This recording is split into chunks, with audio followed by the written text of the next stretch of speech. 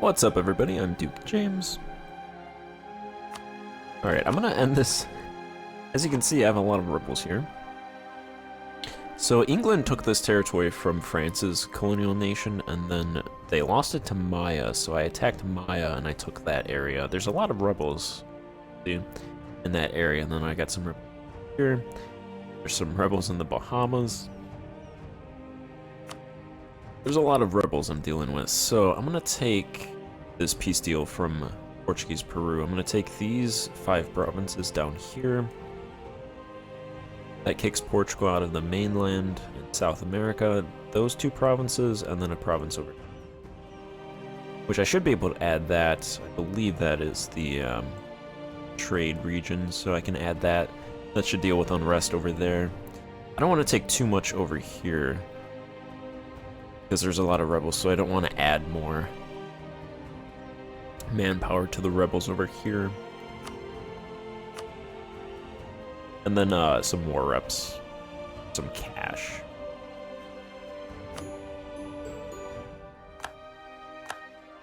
So now I have to deal with all these rebels. Let's see. There's one thing I can do. I can leverage the church, which gives a little bit of stability, increase interval -5%, national unrest -1, plus some yearly spirituality. 15 clergy loyalty, so I'll go ahead and do that. What's my national unrest at plus 1.59? My stability's at 70%, going up about 0.7 per month, so hopefully that can increase a little bit more. Get me to 0. England and Portugal have been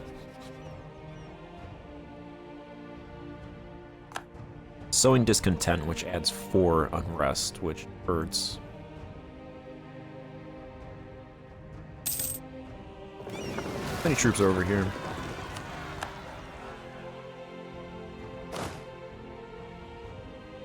$7,000.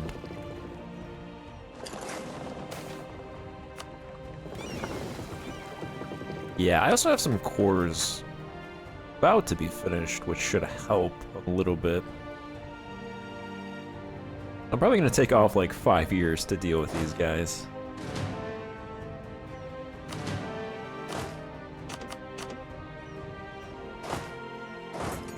Let's take care of this stack. I have a 6-4, so that's good.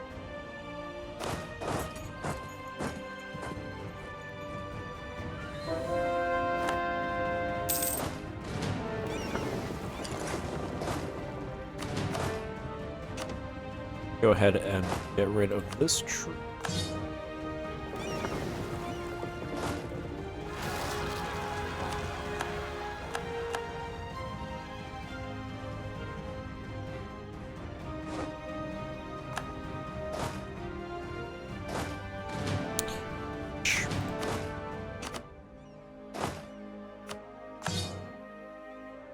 Delete that stack. Build a couple more troops. Get these 2 stacks to combine. Yeah, definitely some rebel problems.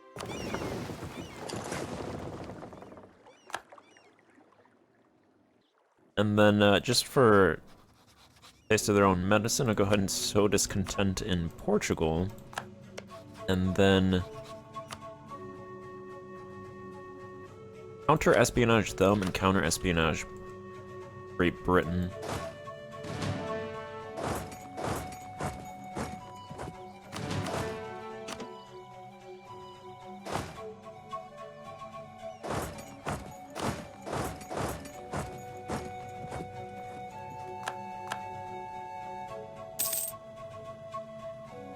So hopefully they don't sow discontent.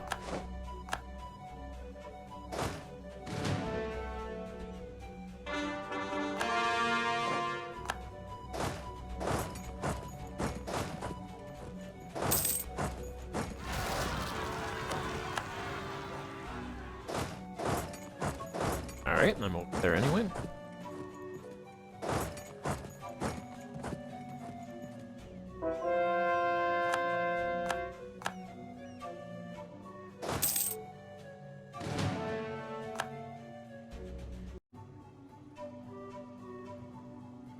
Alright, I just left that area, another stack of 9,000 rising up. Oh boy. Which reminds me of the cultural unrest modifiers. Did I get hit with like 3 of those?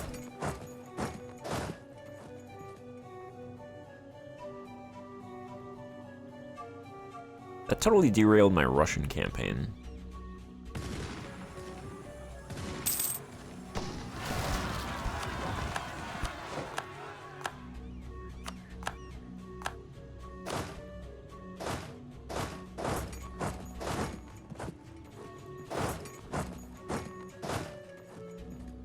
Alright, take out this stack.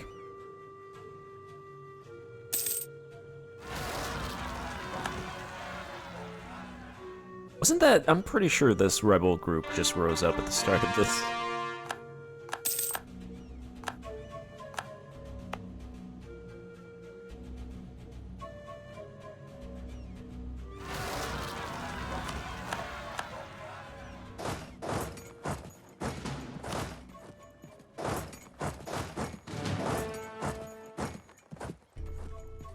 Oh, I think we have a little bit of a reprieve.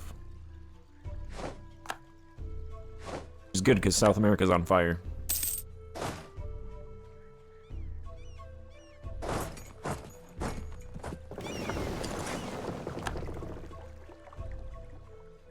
Don't think... Good on time. I got some time.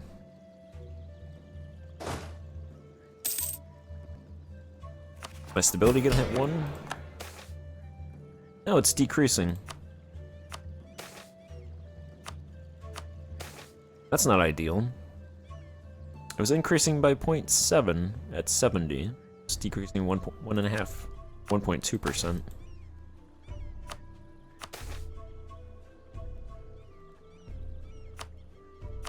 There's one thing I could do, banish the agitators for some stability, but that costs 15 gentry loyalty, so...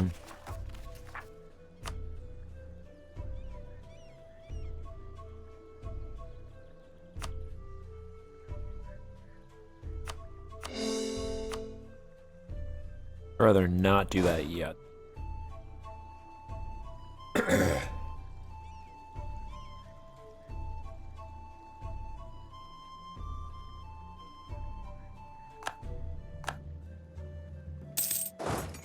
Bring these guys over here.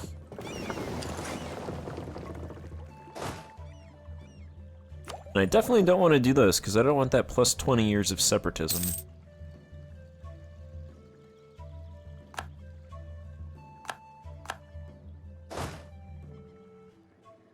Which separatism is pretty bad right now anyway, so that'll be pretty bad as well. So, let's see. The tax, well, discontent ends 3 years, so I got a little bit for that. Widespread tax relief ends in 2 years, and full grain provisions ends in, so.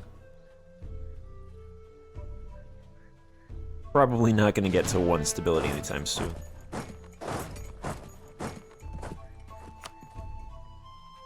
Alright, let's fight this 23k stack.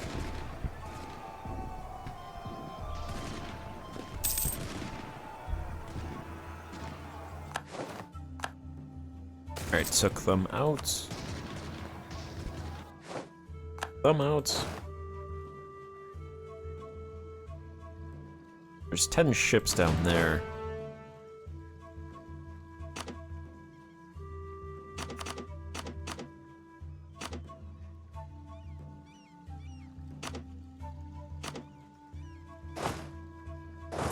Alright, they can go down in South America.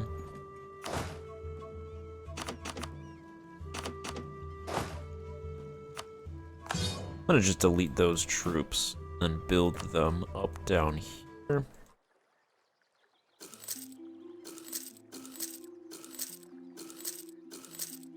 Up to my force limit.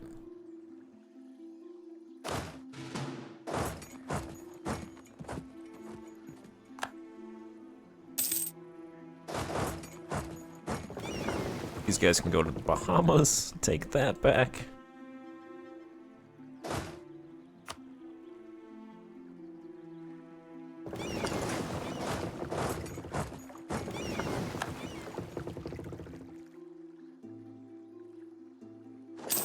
think there's too many cannons on that stack, actually. Yeah, there's more cannons there than infantry, so I have to get the infantry from the south. Alright, all of the rebels South America are killed and gone for now. Like they're actually not going to rise up immediately after, which is nice, except a little bit of unrest there.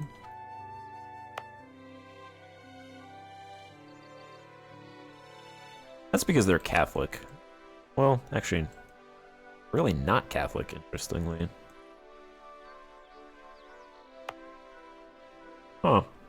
Alright, well, there's just this rebel stack for now. There's 4 more rising up, but I can go ahead and do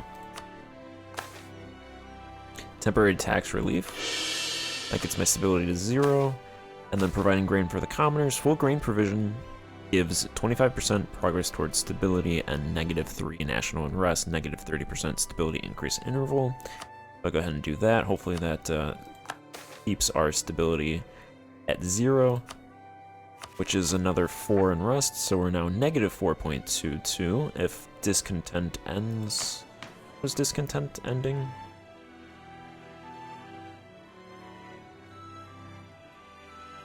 Discontent ends next year, next November, so hopefully I can keep their spy networks, Great Britain and Portugal's spy networks, out of my country and prevent discontent from happening. That's pretty much like us being at 1 stability point.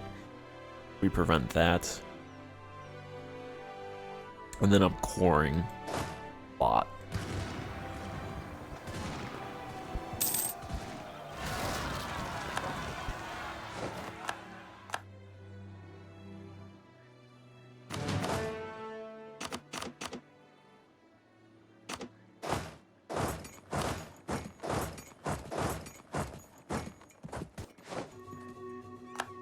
Alright, take out that. That is a fort level 2, so I'll go ahead and just put 2 on there.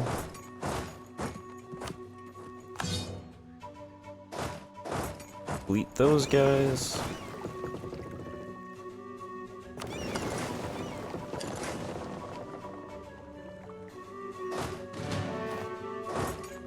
Bring these guys over to take care of them.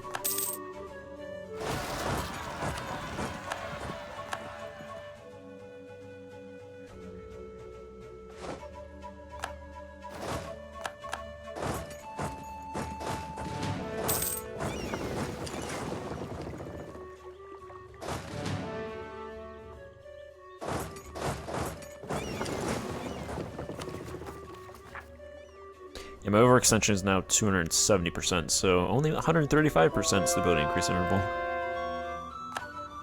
And then some provinces are getting converted. Whew. Oh, also, the next plutocracy idea actually gives -1 national unrest, plus some merchants from trade centers. So that'll help out a little bit. Also have extra merchants that I don't really have anywhere to put. Apparently, my merchant was taken out of here. Let's go ahead and put him back there.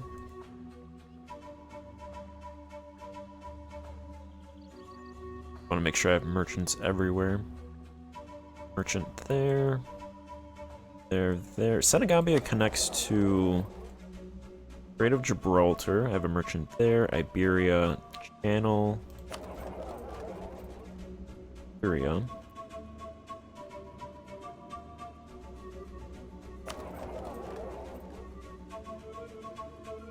Okay.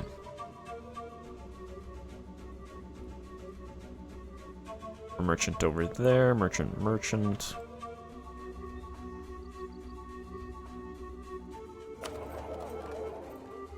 Really nothing up there.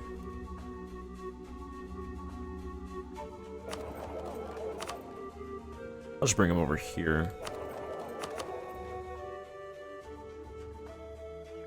That's not really going to net me much in terms of money, but...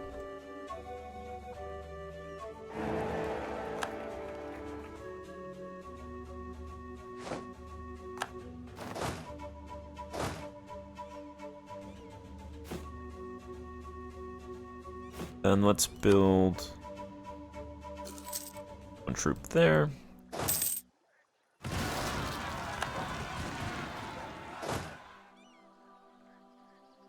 That's not ideal.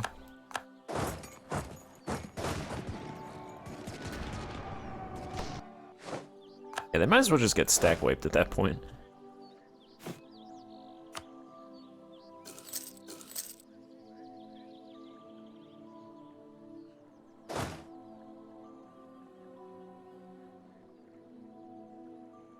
Also built additional transports, because I only have 14 over here.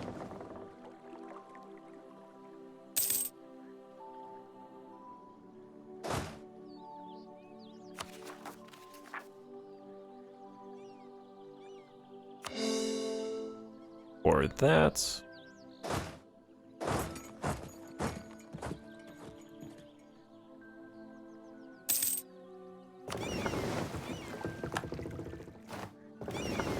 Alright, that brings my transports up to 20.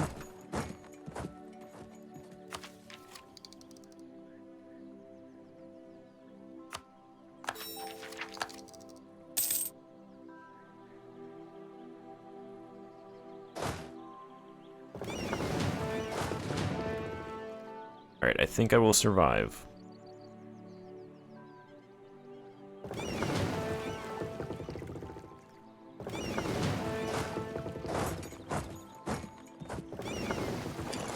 Move those guys up north.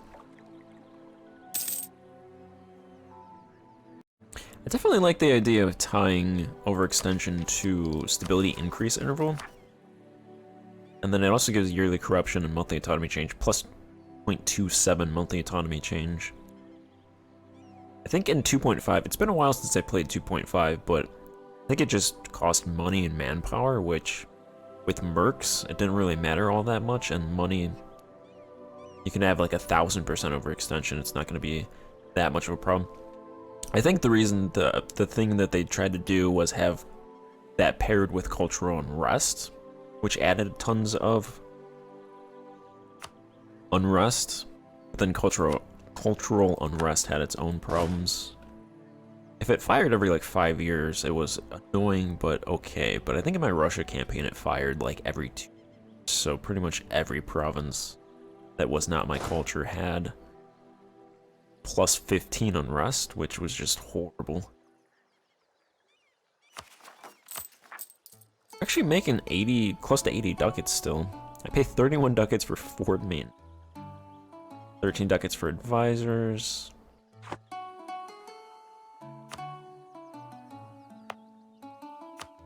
Get a couple colonies going.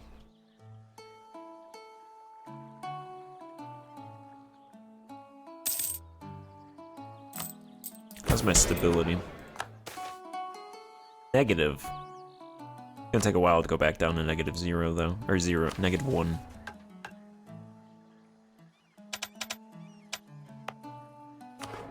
In terms of a census,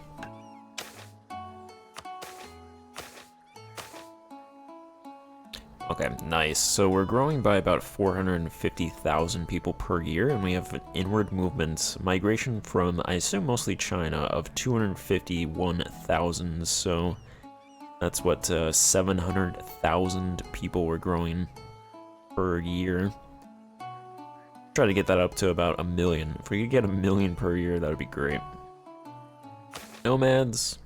We have 46,000 people moving into the cities, which is nice because we have 12,000 people dying in the cities every year. 2.5 million residents, and burghers and clergy. We have a little bit of a food surplus, salt. We've had a good salt surplus for the entire campaign. Same with fiber, fuel, raw materials. Exotic goods we produced 235, demand 290. We have a consumer deficit, military surplus, naval surplus, a little bit of industrial deficit, luxury deficit, a little bit of a knowledge surplus. Yeah, pretty much what's been happening the entire campaign for the most part. I've been putting a lot of money over here. This is the autonomy map mode, so two things. The M&A heat modifier is adding 0.25, and then the overextension is adding 0.27, so that's really what's hurting the autonomy right now. Pretty decent on the coast coming down here, and the coast up to here. I don't think this stuff is considered overseas anymore since it's connected to my capital. Yeah, once you connect, so this stuff is overseas, it's pretty far from the capital, but since I'm taking this territory, it's considered not overseas. So I think with taking this stuff, I'm pretty much locking the door on any of those reforms for the rest of the campaign.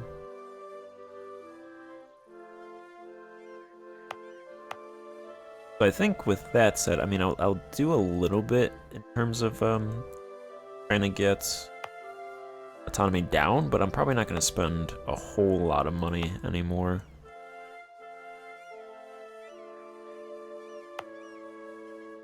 I want to build something up as a capital. I might build...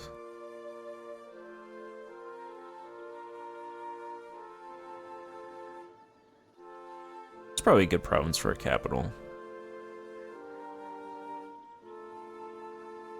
Cartagena.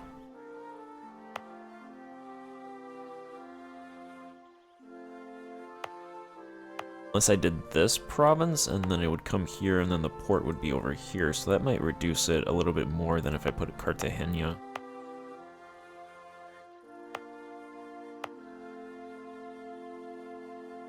How much does pathing cost in this province? Pathing rank 1.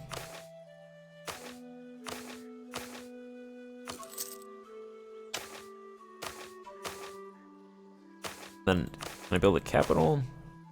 Yeah, I feel like when you build stuff, you can't build capitals at the same time. Also, I think another problem is, yeah, I don't have full cores on a lot of my provinces.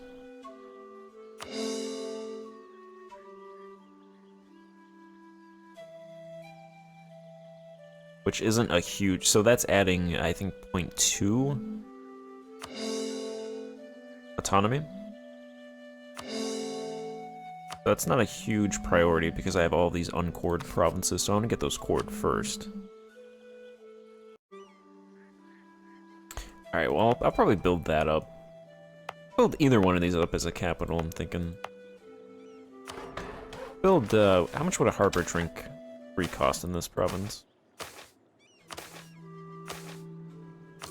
Let's go ahead and get that going. Fortunately, there's not a whole lot of, provinces with trade modifiers in this area. In fact, there's nothing over there.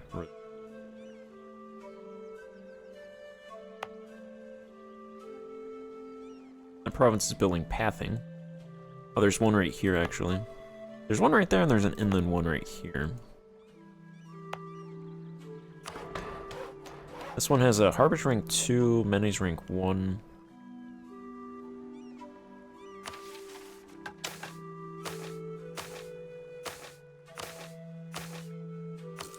Get harbor drink there. Should be coring all of those provinces.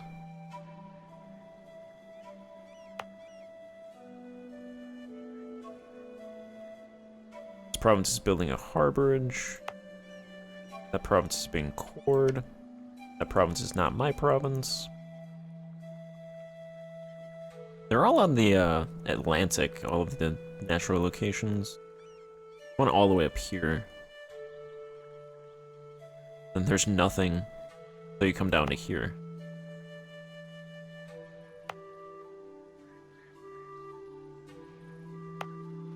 So I've been putting a lot of money into the industry in these provinces. This province is max farmlands and forestries, fisheries, and mine. This province is growing by 30,000 per year. It's almost 2 million peasantry. Can't really put any more money into this province, though, so... Interestingly, the labor difference in this province is 102. So, I'm surprised people are moving into the province and not out.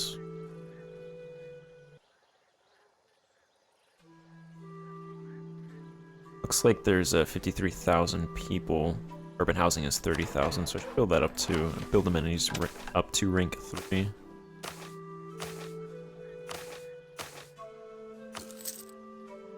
Let's get that going.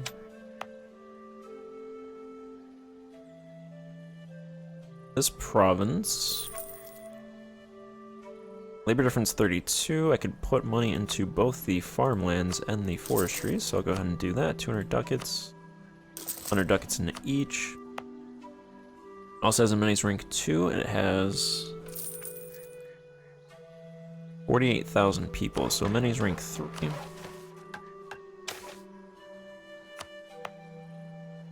It is currently building amenities rank 3, so I don't have to actually build that.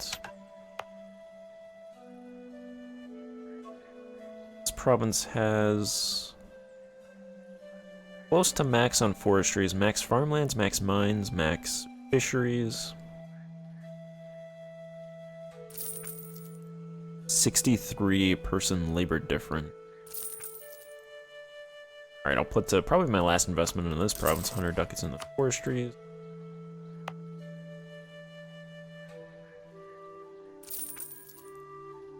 Province has a labor difference of 116. I could put some money into the forestries there.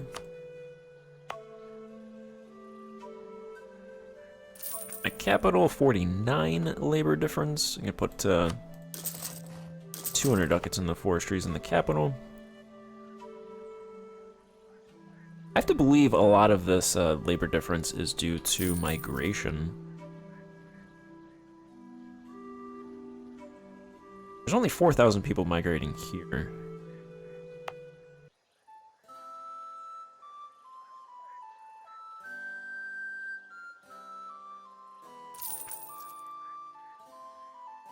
Alright, province. This province has put 100 ducats in the farmlands in this province.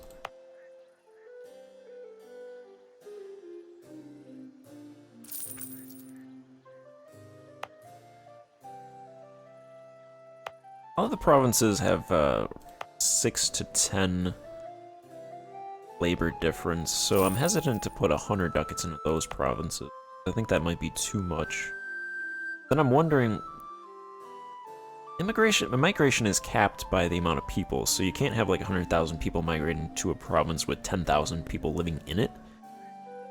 So you can't just really spam money everywhere, even if I have people migrating from China. But the fact that people are migrating from China is a little bit of a floor almost, in that should help counteract a little bit of overinvestment if I do happen to overinvest in a province. Suppose there's a map mode I could look at.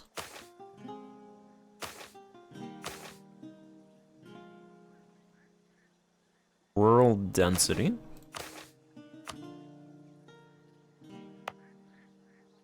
Which is kind of like an unemployment map mode, but not really. Yeah, this province is pretty much max everywhere.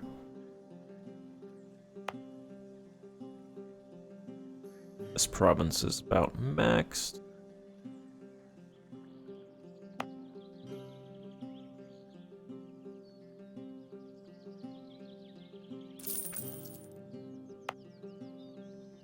That one is 17, 15 labor difference, and 19 labor difference.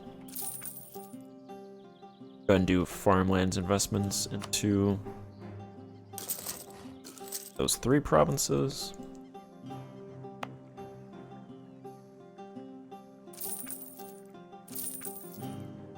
This one is 37, so let's go ahead and do... I don't think this one has... Yeah, this one doesn't even have timber and game industry open. I'll open that later, or not, because I could just invest in the farmlands.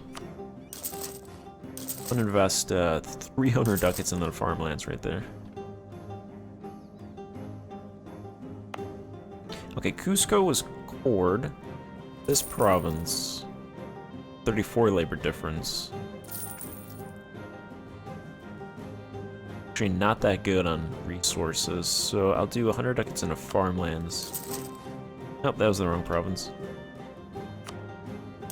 Can't cancel investments, unfortunately.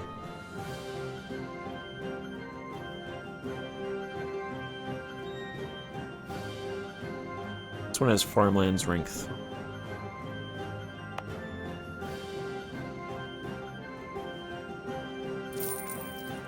Labor difference here is 60. Yeah, it's pretty much close to max. That one is being cored. I feel like I've been putting a lot of money into these provinces, but the labor difference hasn't gone down at all, really, whatsoever. That one's pretty low.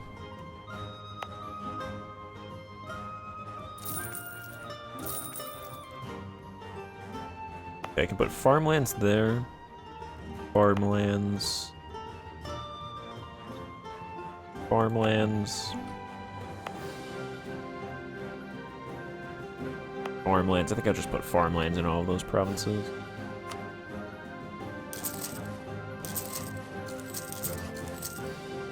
Alright, that'll be that for now, so it's a couple thousand ducats into industry. I think I'm gonna fight these guys, and then I'm gonna assign their territory to a client state.